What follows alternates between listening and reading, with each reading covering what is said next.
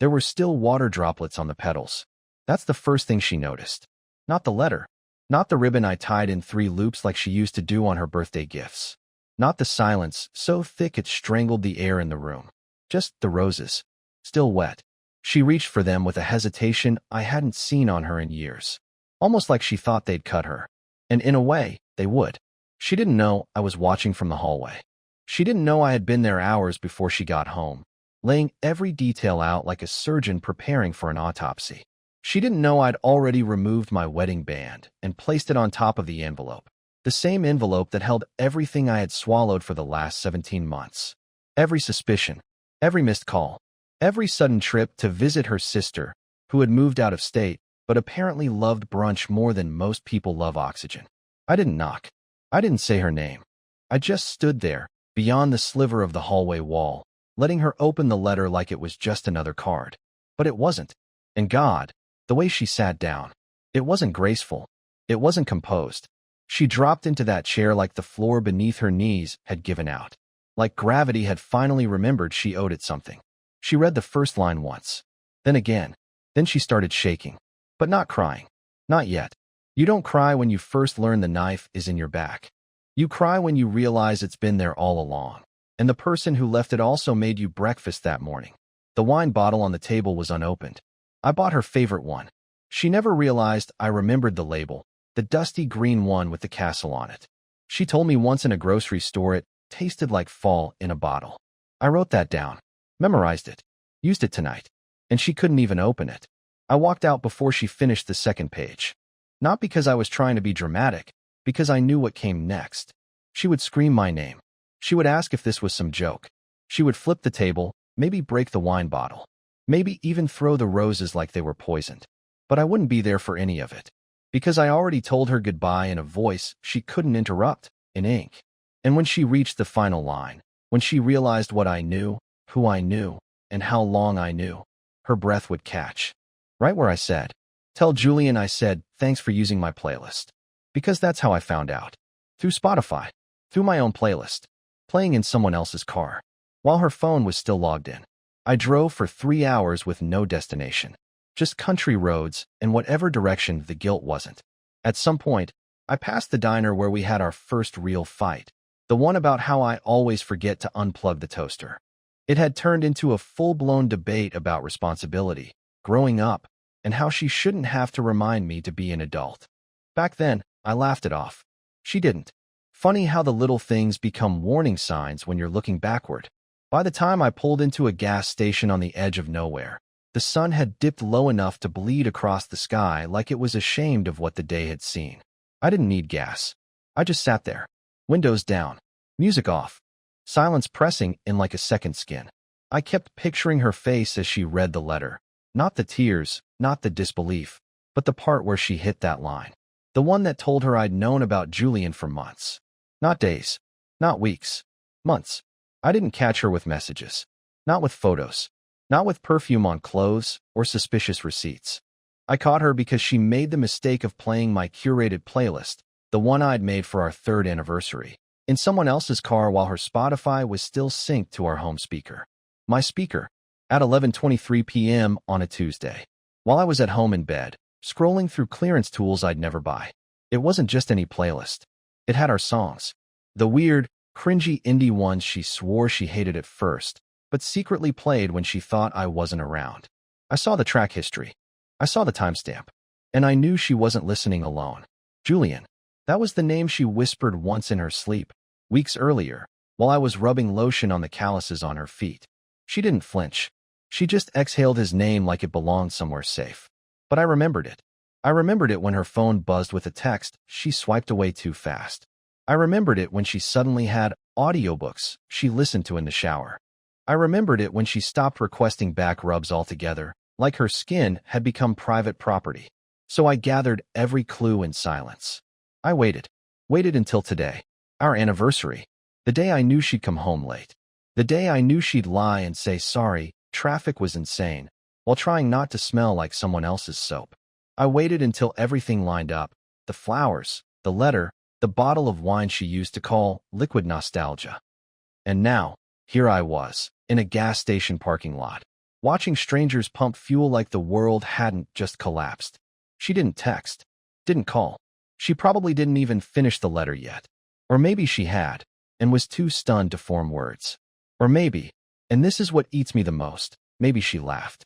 Maybe Julian was there, reading it over her shoulder, calling me pathetic, while pouring her another glass of my wine. I don't know which thought hurts more, her pretending to love me for months, or him knowing I still do. I checked my phone again. Still nothing. Not even a question mark. That's when it hit me. She had already let go. Long before the roses. Long before the letter. Long before Julian. And all this time, I was holding on to the edge of something that only I still believed was sacred. So I turned the key in the ignition and made a decision I never thought I'd make. I was going back home. Not to confront her. Not to fight for her. Not even to ask why. I was going back to get one thing she hadn't noticed was missing yet. The thing Julian couldn't take from me. The backup drive. The one with all the voice notes. Because sometimes, when someone thinks they've rewritten the story, you remind them you recorded the first draft. The front door was unlocked. That stopped me before I even stepped inside. She never leaves it unlocked. Not even when walking the dog she never wanted, but begged me to adopt for appearances. But there it was, slightly ajar, like the house itself had exhaled and given up on pretending. I pushed it open slowly. The hallway lights were on. The scent of burnt lavender candles hung in the air, masking something metallic beneath. Not blood, not danger, just the smell of something dying. Trust, maybe. Her shoes were by the stairs, kicked off like they meant nothing. One heel was bent awkwardly. I walked past them and into the living room. She wasn't there, but the roses were. Still on the table. Still glistening with the faintest trace of water. But this time, the letter was open, torn actually. Crumpled and clawed it like someone didn't want to read it, but had to. Pages scattered across the floor, one jammed under the table leg, another fluttering near the couch. The wax seal? Shattered in half. It looked like a crime scene, but the weapon was disappointment. I stepped over the mess and headed straight to the hallway closet. Moved the spare blankets, the unopened yoga mat, and pulled up the loose floorboard behind the wall panel. The external drive was still there, tucked in its little zip pouch, exactly where I left it 8 months ago. She never knew. She never once asked what I did during my late nights in the garage, why I upgraded the security cams, or why I kept asking her to just talk to me more and leave voice notes when you're out. She thought I was insecure, and maybe I was. But the difference between being paranoid and being prepared is whether or not you're right. I plugged it into my laptop at the kitchen counter, the same counter where we used to meal prep before she said clean eating was a phase, and started eating out more often. I opened the first folder, titled Eloise Before. There were recordings, mostly hers. Little things. Her asking me to grab oat milk.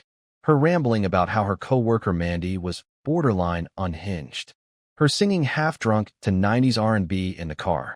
And then, there was a file I didn't remember labeling. Just a timestamp.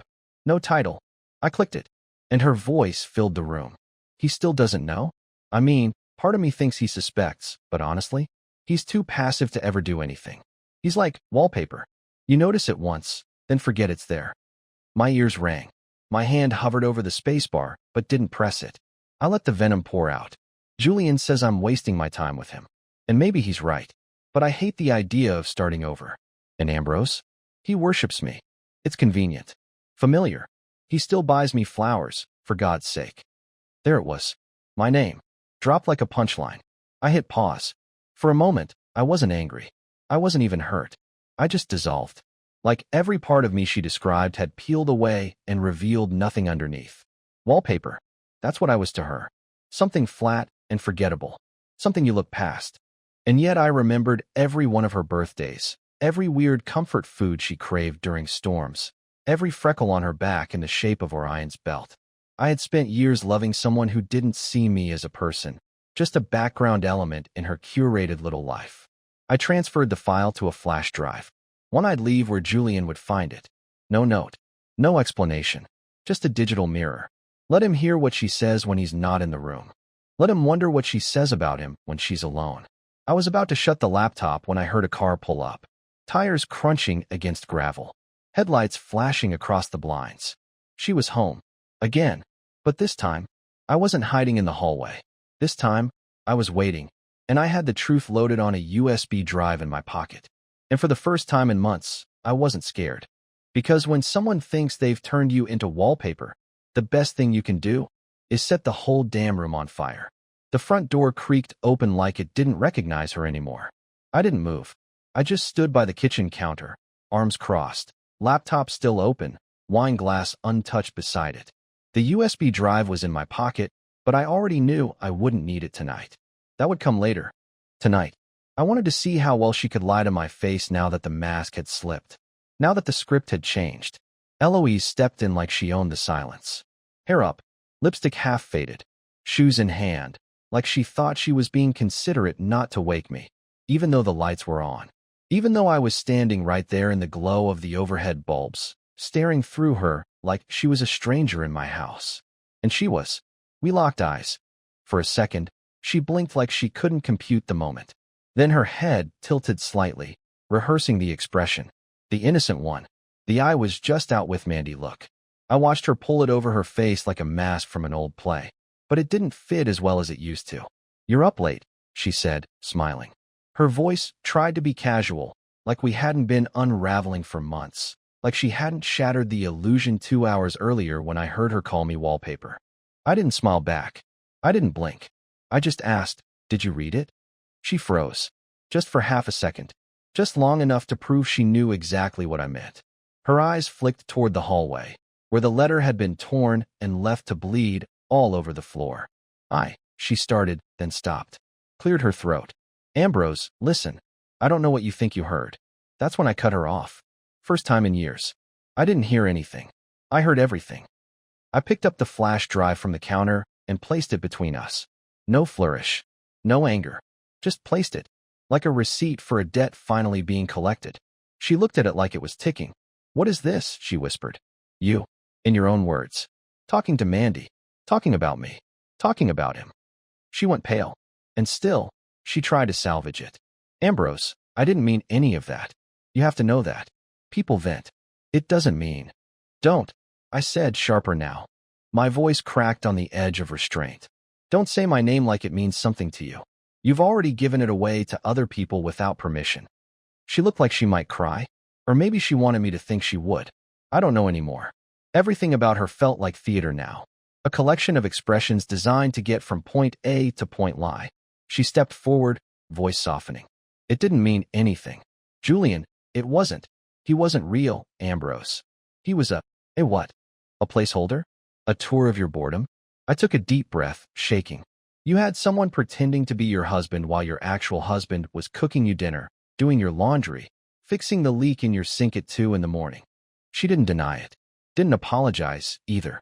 She just stood there, looking at me like I was being unreasonable for bleeding after being cut. And I realized then, she wasn't sorry. She was caught. There's a difference. So I leaned in and whispered the one sentence that would end it all, that would slice deeper than shouting ever could. He knows about you now. I made sure of it. You and your playlist. You and your secrets. Your voice is sitting on a drive in Julian's mailbox right now. He'll hear it tomorrow. That broke her. She flinched like she'd been slapped, hands trembling, lips parting to protest, but nothing came out. No defense. No denial. Only silence. And for the first time in our entire marriage, I had the last word. I walked past her, slowly, like she was no one. Like she was wallpaper. Because maybe, just maybe, the best revenge wasn't rage. It wasn't screaming or cheating back or slashing tires. Maybe the best revenge was finally seeing her the way she saw me. Forgettable. I didn't go back to the motel that night. I drove aimlessly through empty streets, parking lots, the dead zones between highway exits, half expecting to get pulled over just for looking like a man with nothing left to lose. Eventually, I parked near the lake we used to visit when things were still real, before she learned how to weaponize silence, and before I started measuring her love in fractions. I sat in the car for over an hour, engine off, keys dangling from my hand like a noose I hadn't yet decided to pull. It wasn't the betrayal that haunted me now, not the cheating, not even the fact that she had spoken about me like I was some emotionally stunted houseplant she kept forgetting to water. What got to me, what kept spiraling in my chest like a storm with no eye, was her face when I told her about Julian getting the flash drive. She hadn't looked hurt. She looked terrified, and not the kind of terrified that comes from being exposed. No, it was deeper than that. It was the kind of fear that lives behind locked doors and fake smiles, the kind that doesn't say, "I'm sorry." It says, "You don't know what you've done." Around 3:30 a.m., I got a text from an unknown number. No name. Just, "Call me. Now." I stared at it. Then another came, 90 seconds later. "He's not who you think he is. Please. I'm not safe." And then, the one that broke something inside me. "If you gave him that drive, I need you to disappear. Tonight." I didn't respond. I couldn't. I just sat there, the cold glow of the dashboard clock casting shadows across the interior, every part of my body telling me to delete the texts and forget she ever existed. But that voice in my head, the one I had been trying to kill with logic and dignity for months, whispered something I wasn't ready to admit until right then. What if she wasn't lying this time? I thought back to all the strange little things over the past year. How she started double-locking the doors when I wasn't home. How she stopped going to the same grocery store, claiming they changed brands. How she never let me answer the landline anymore, even though no one under 60 even uses a landline. And then there was the red bruise on her ribs last December. She said she walked into the kitchen counter, but it wasn't kitchen counter shaped. Suddenly, 1,000 puzzle pieces clicked in the dark. Julian wasn't just some fling. He was something else. Something worse. I opened the center console and grabbed the flash drive's twin, the backup I'd made in case she destroyed the first one. I plugged it into the USB port in the dashboard. The car stereo lit up, blinking with data. I navigated to the folders, the same ones I'd labeled with generic names to keep them hidden. But one stood out now. One I hadn't opened yet. LOEs_unsent. Inside it, just one file. A voice recording. No timestamp. No title. I pressed play. Her voice came through, not the sarcastic version, not the sharp one she used in arguments. This was low. Tired. Afraid. "Ambrose, I don't know if you'll ever hear this. I don't even know if I'll have the guts to leave it somewhere you can find. But if I disappear, I need you to understand something. Julian wasn't supposed to happen. Not like this. He's not. He's not just some guy I met at the bar. He found me. I tried to end it. Twice. He said he'd make me regret it. He said he knew where you worked. He said things about your sister, things he couldn't have known. He told me the only way out was to let him replace you." Silence. Then a sob. Muffled. Deep. I used to think I was in control, that I could manage it, keep him on the outside. But I've been lying to both of us. I haven't slept through the night in months. "Ambrose, if you ever hear this, I need you to forget me. Pretend I never existed. Burn this file. Move on. He's not just dangerous. He's..." The recording cut off. No click. No stop. Just gone. I sat there, hand frozen on the steering wheel, heart punching through my chest. The silence afterward was louder than the message. It wasn't just the cheating anymore. It wasn't betrayal. It was a warning. A final one. Julian wasn't who I thought he was. And I'd just given him a reason to come looking for me. I was halfway to the police station when I pulled over. I hadn't even realized I was driving there. My hands had taken the wheel, like some desperate part of me believed this could still be handled like a normal situation. A report, a concerned officer, maybe even someone saying, "We'll look into it, sir." But what was I going to tell them? That I handed a volatile man, who may or may not be untraceable, a flash drive filled with evidence I didn't understand? That my estranged wife might have been in an abusive relationship with someone who had threatened both of us, and I thought giving him recorded blackmail would somehow make me the strong one? I turned off the ignition. The quiet rushed in like a vacuum. My breath fogged the glass in short bursts. The word "replace" kept echoing. He said he wanted to replace me. Like this was some long con. A hostile takeover of a life I didn't even know was valuable. And suddenly, I realized something that made my stomach crawl. He had already started. Julian had been wearing my cologne. I remembered it now. The scent that hung in the room that night. I caught Eloise smiling at her phone and told myself it was just a meme. It wasn't hers. It was mine. He had taken it. Or she had given it to him. And it wasn't just the scent. A week earlier, I had received an email from my employer's IT department about an unusual login attempt. They said it looked like a VPN glitch and advised me to reset my password. I brushed it off. Now I wasn't so sure. I pulled out my phone, opened my banking app, locked. Password didn't work. Tried again, denied. I tried logging into my cloud storage. Error. Something had been wiped. Photos. Notes. Gone. I went cold. Not just on the outside, down to the bone. I called my bank. 20 minutes of hold music later, I was talking to a rep who kindly informed me that I had initiated a full credential update this morning. I hadn't. I hung up. Julian wasn't just some jealous side piece. He was methodical. A planner. Someone who didn't just want to steal affection. He wanted the entire identity. He had been learning me, mimicking me. And I had handed him the most intimate version of my voice, my fears, my heart. Through that letter, that drive, my name whispered through Eloise's memories. I felt like I was being erased in real time. I drove home. The street was quiet. My house. No, our house. Looked the same as always, but everything about it felt wrong. The porch light was on, but I never left it on. I always switched it off manually. I approached slowly. No signs of forced entry. But something was off. I stepped inside. The smell hit first. That same cologne, too strong, like someone had bathed in it. The furniture was untouched, but one of the photo frames was gone. The one of me and Eloise from our wedding. The one I had always kept on the shelf by the record player.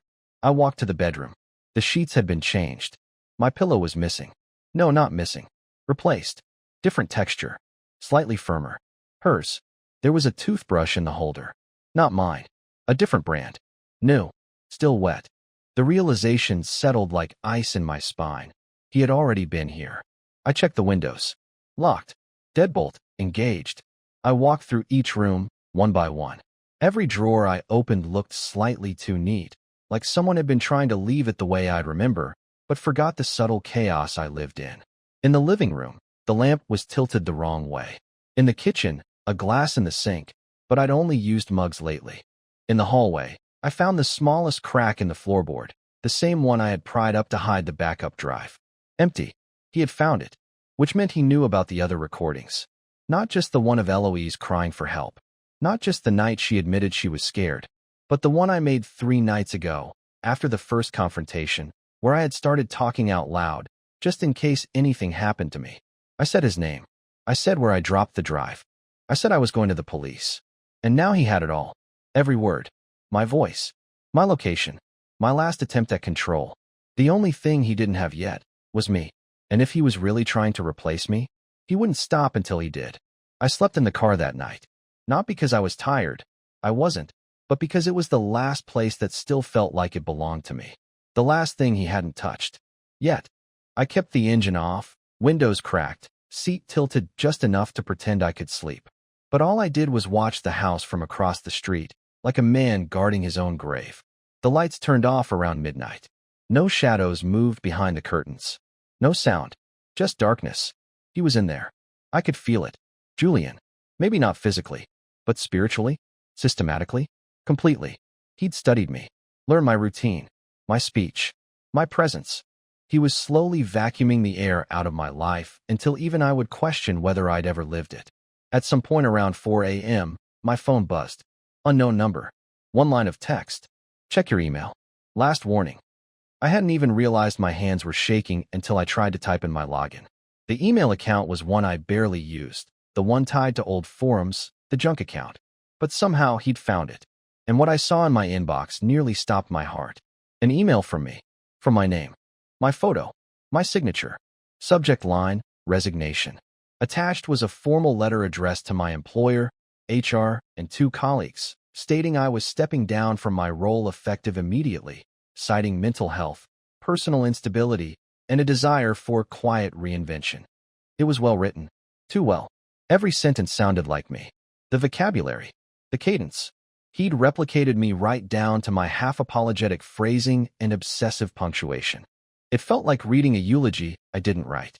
But worse, it had already been sent. Timestamped 2:12 a.m.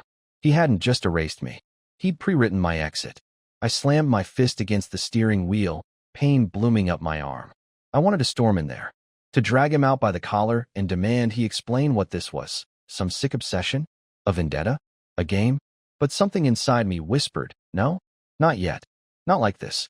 You don't confront someone who's been planning your erasure for months without knowing what they fear. So I did the only thing I had left. I went back to the only person who might still remember who I was before this all unraveled. Vivian. She was my sister's best friend in college, a freelance digital forensics analyst now.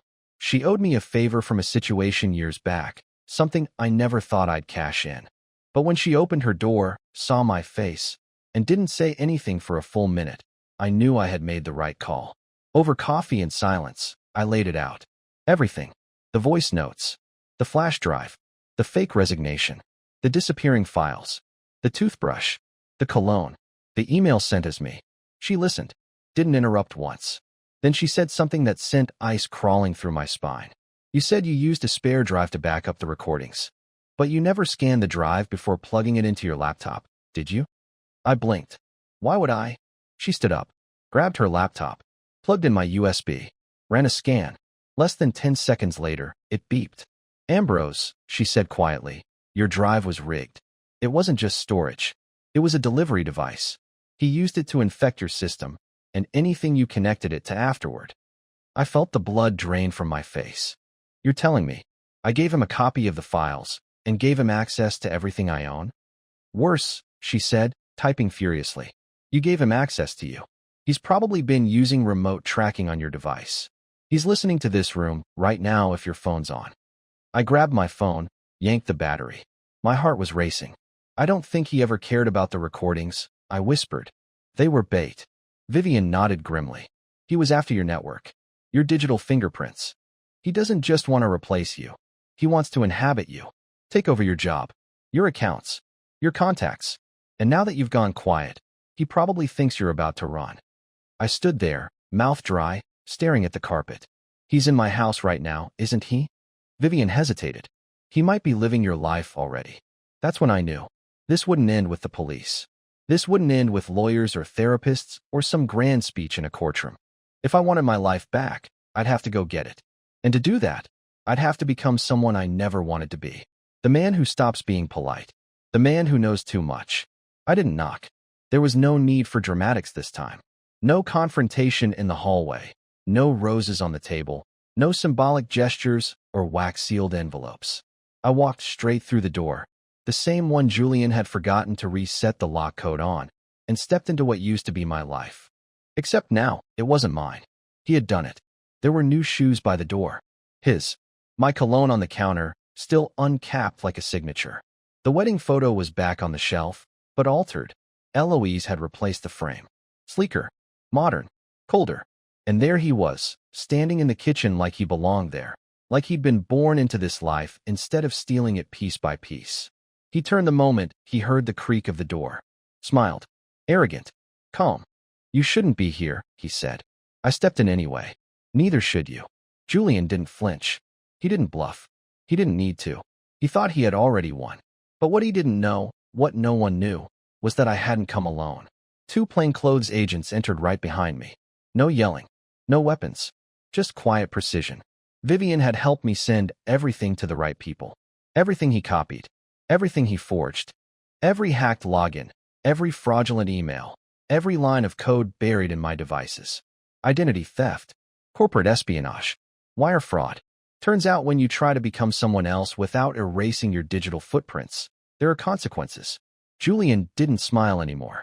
Eloise came down the stairs seconds later, barefoot, phone in hand, already dialing, until she saw me and the agents and realized this wasn't just a bad dream or a tantrum.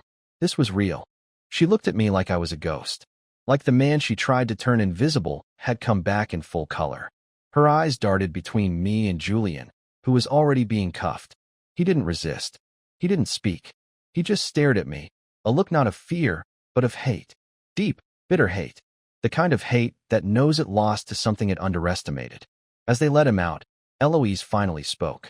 Ambrose, I didn't know. I nodded. I believe you. That's the worst part. She opened her mouth like she had more to say, but I didn't want it. Not anymore. Because after everything, after the betrayal, the recordings, the manipulation, I wasn't angry. I was done. I walked out without another word. 3 months later, I signed the divorce papers in a quiet notary office 2 towns over. I didn't ask for anything. No alimony. No house. I didn't want what she touched. I wanted peace. And I found it. I moved into a small apartment by the lake. Got a job doing logistics work for a nonprofit. Reconnected with people I'd pushed away. Started taking long walks without looking over my shoulder. Began playing music again. Badly, but joyfully. One afternoon, while unpacking a box I hadn't touched since the night I left, I found the original letter I wrote her. The one I had torn in half the morning she was with him. Somehow, I had saved it. Maybe subconsciously. Maybe out of habit. I reread it. It wasn't about betrayal. It was about love. Real love. The kind that still existed in me, even after all that pain. And for the first time, I didn't cry. I smiled. Because I realized something she never understood. The kind of man who leaves roses and a letter after being broken is not weak. He's healing. He's letting go. He's writing his own ending. And finally, he's free.